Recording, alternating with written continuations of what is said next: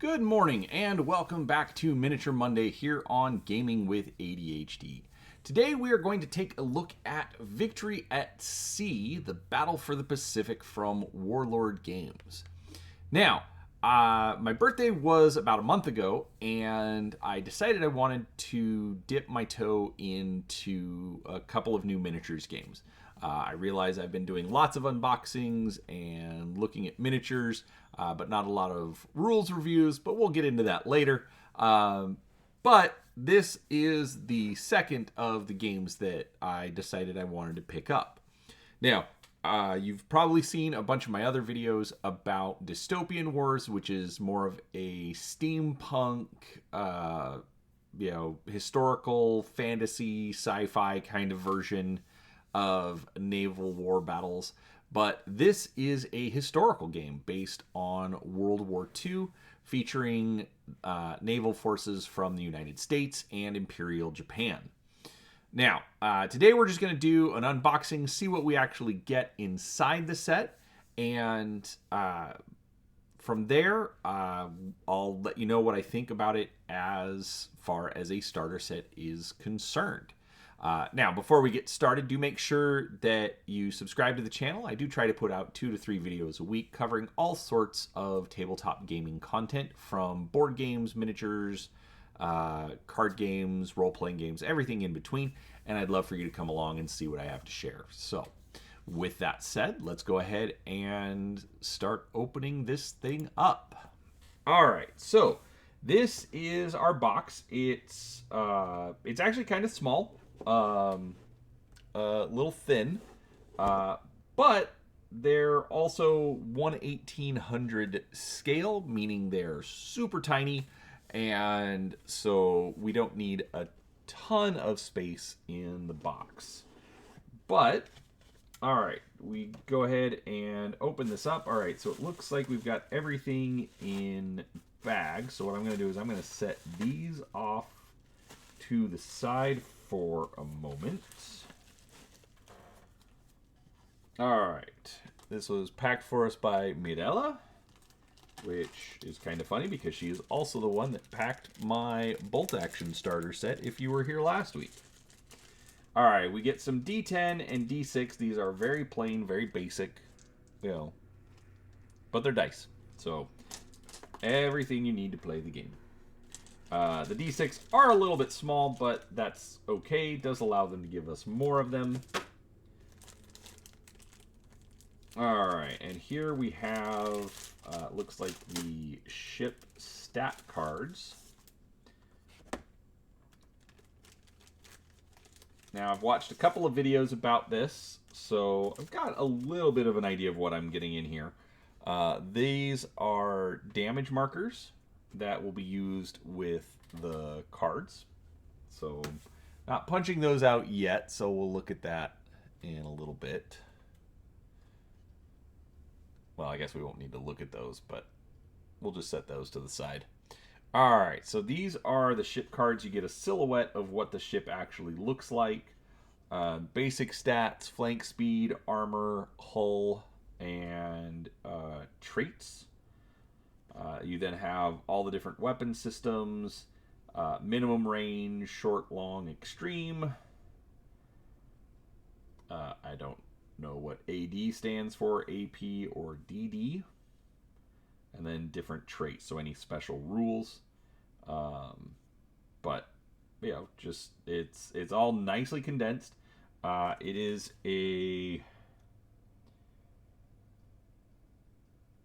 5.5 by 4 1/4 card, so probably a little odd for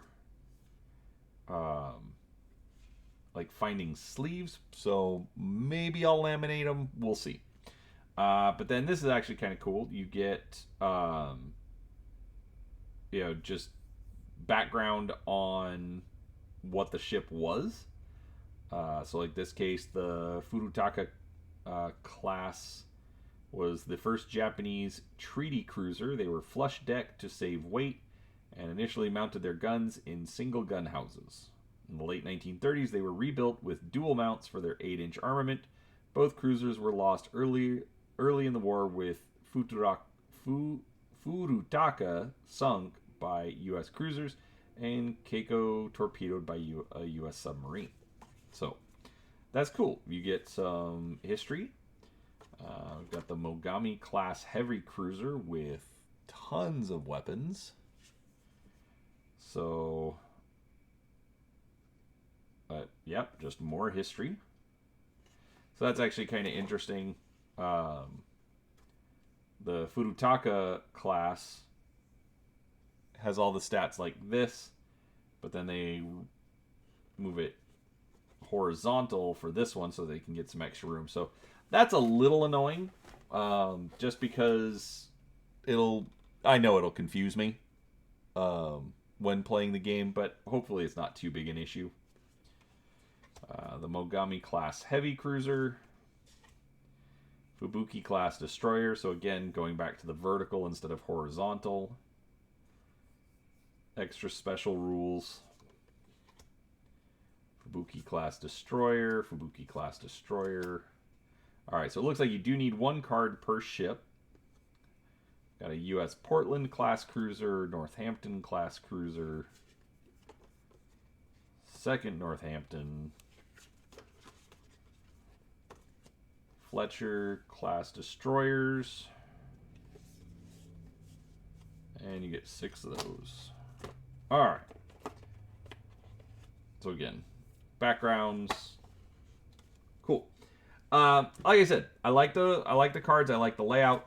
That is just a little frustrating that they do change up the layout depending on the card. And for someone like me, that'll get confusing. Alright, we then have the rules manual. Now, from my understanding, this is not the complete rule set. This is just based on the intro set.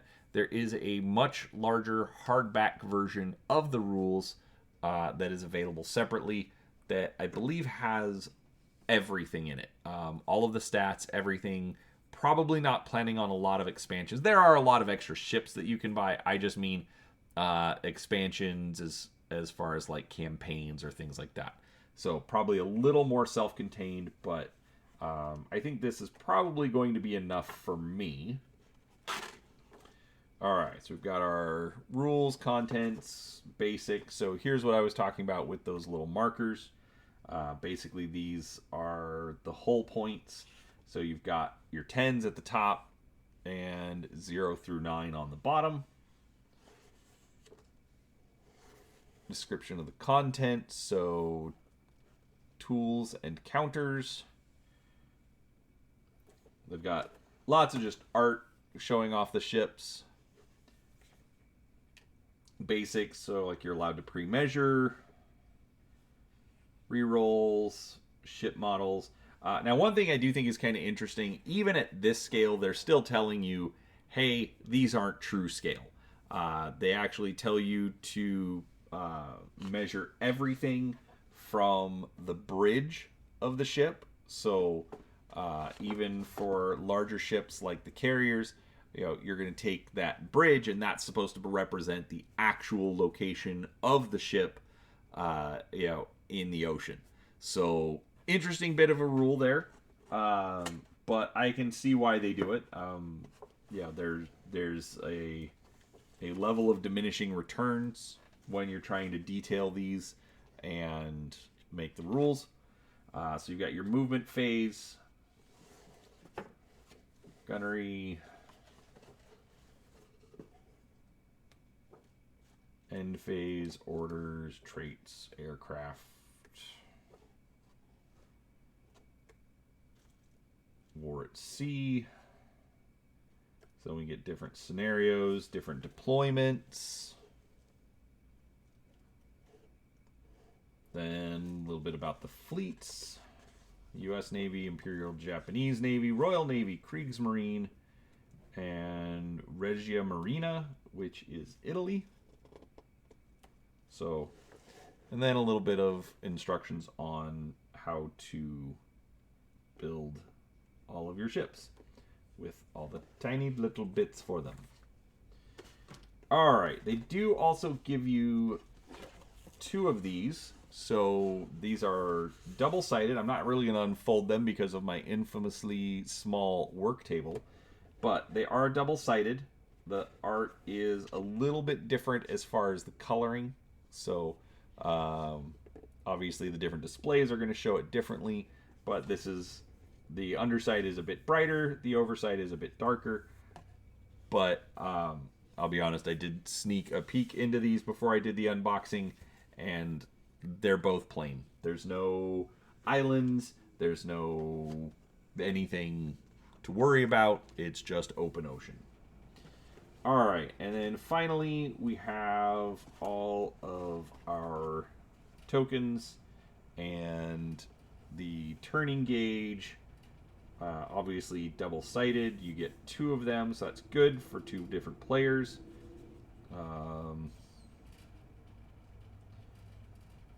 I don't know why these seem like they're different sized. Maybe they are.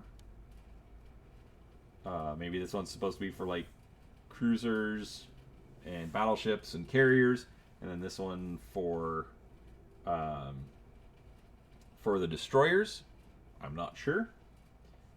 But then we've just got different critical hit tokens, damage tokens, smoke tokens, first player token.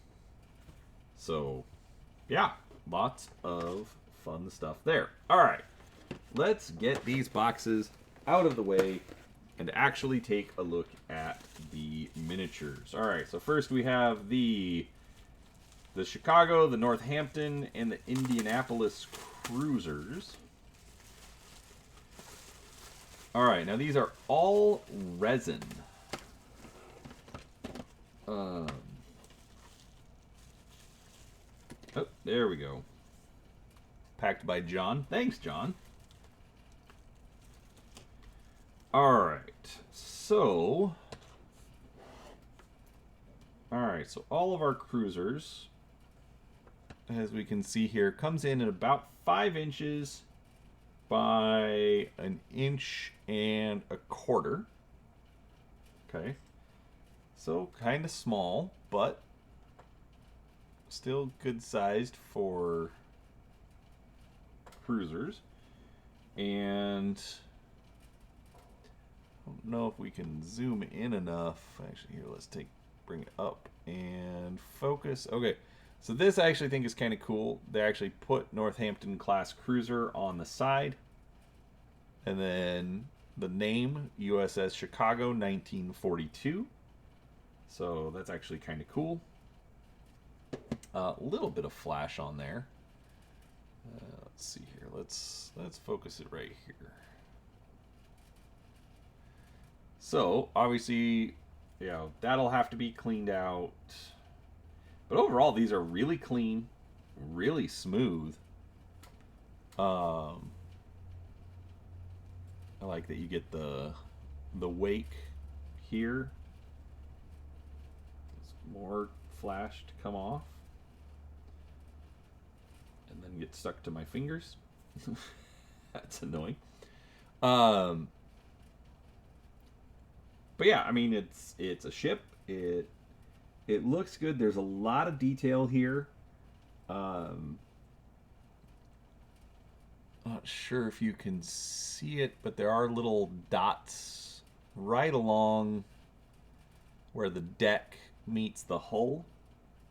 I'm not sure if those are supposed to be windows or just like gaps in like the railing around the ship. But regardless, spots for the different gun systems. Now, oh, okay. So looking at these, they actually give you the weapon sprues. So here's the USS Chicago pieces, USS Northampton pieces. Let's see. There might be a missing piece.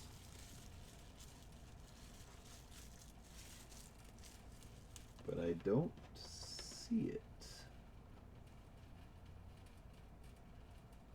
Well, that's a little frustrating.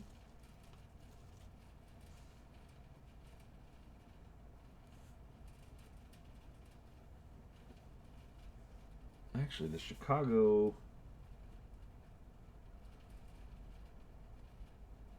might not have a spot for that. So yeah, these ships are definitely different. Whoop. Let's move that into the right spot here. Let me focus this.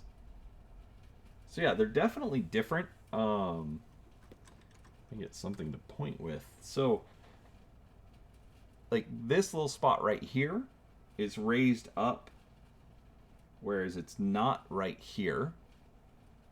So that's the north. This is the Northampton. This is the Chicago. This is the Indianapolis. This is again changed. I believe these are all probably all different cruiser types. Indianapolis is actually a decent amount longer. Yeah, so even at this really small scale, I was not expecting this level of detail. Warlord has done a fantastic job. Just look at the detail on those guns there. I'm actually kind of afraid of damaging the barrels on those. But yeah, regardless, I mean these are fantastic. And then the little bits to finish it off. So the main guns, the rigging for like the aircraft, these are great. These are gonna be a lot of fun to build. Okay, let me rephrase that. They're not gonna be a lot of fun to build. They're gonna be just fun to paint up and have. Um, yeah, really, very excited on that. So that is our USS or US cruisers.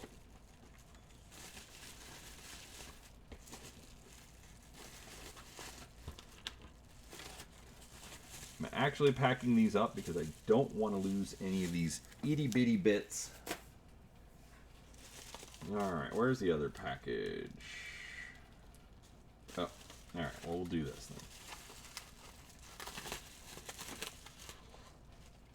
then. Alright, we've then got the Japanese cruisers. This is the Kumano, Mogami, and Furutaka. Again, packed up by John.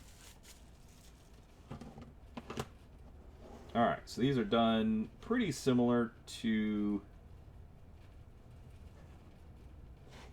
the others.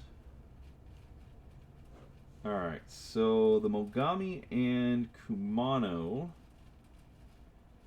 are about 5.5 inches by 1.25 inches. Sorry, I guess I should have checked and made sure I had these centered. The Furutaka is about 5 inches by 1 1/8, so definitely a little bit smaller. We do have, again, the small. These look like plastic, but like they could be like CO cast. If this is CO cast, I haven't worked with it before, but these are really good. They feel like plastic. They're bendy like plastic, so I really do suspect that they are CO cast. And then just regular cast resin for the ships. All right, I like the Kumano. Let's take a look at this one. So again, look at all that detail.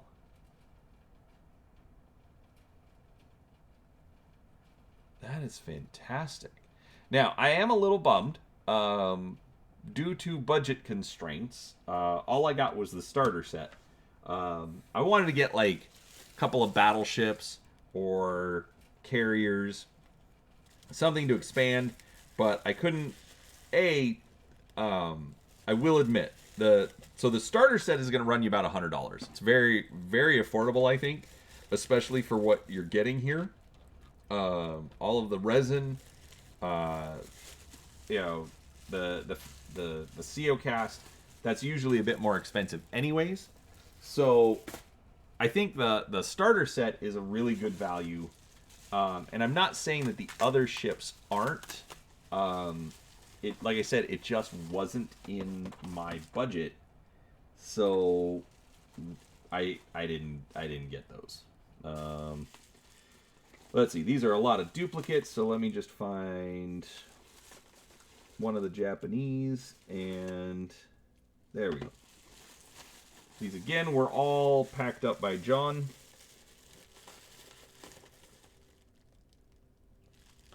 And one of those.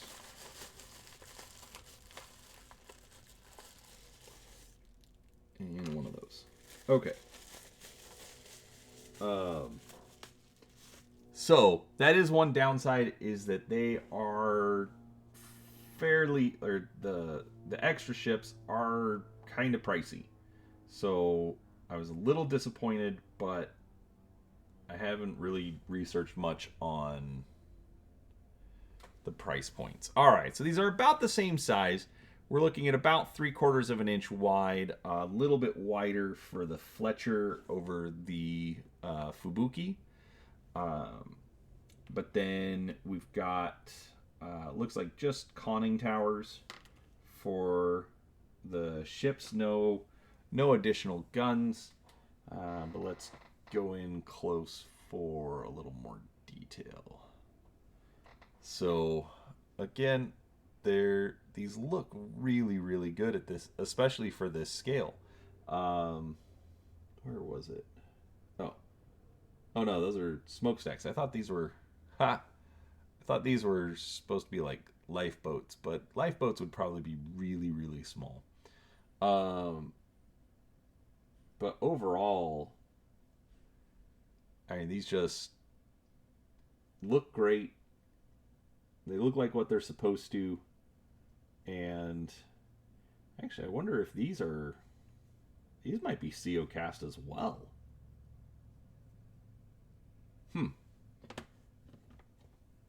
I don't know. Just because they are a little bit flexible. Usually resin's a little bit more rigid. So I really think they might have done CO cast on these. And the level of detail that they're getting out of this is awesome. So these are CO cast. The others were definitely, the cruisers were definitely resin. But these are definitely not. These are more plastic. I definitely think these are CO cast. CO cast will let them do a smaller print run, but still have the plastic. So yeah, definitely a great use of the technology. So all right, so that is the Fletcher and Fubuki class cruisers. So that is everything that we get in Victory at Sea. I literally went into this not knowing much more than it existed. I'd seen it in a couple of other places, and but for some reason never decided to take a plunge. But when it's your birthday, sometimes you're willing to try something new. So that's basically what happened here. Regardless, I do think that the set is definitely a good value. You know, you're getting about 9 ships per side, so not a very large fleet, but enough to let you get in, have some fun. They absolutely have all sorts of things to expand with. Carriers, battleships, etc. I definitely want to move in and get some of that to try this out. But overall, even if I don't, I think I'm going to have a decent amount of fun with Victory at Sea. So, with that said, let me know down in the comments. Have you played this? What do you think of the game? anything I should know as a new player. Put it down in the comments, and I'd definitely love to hear from you. But don't forget, if you enjoyed the video, please do give it a thumbs up. Make sure you subscribe to the channel so that you can follow along as I finally get some updates as I'm trying to keep working and get more content out. Definitely love to have you along as I make some progress here. So thank you very much for watching, and we look forward to seeing you in our next video, and we'll talk to you next time. Bye.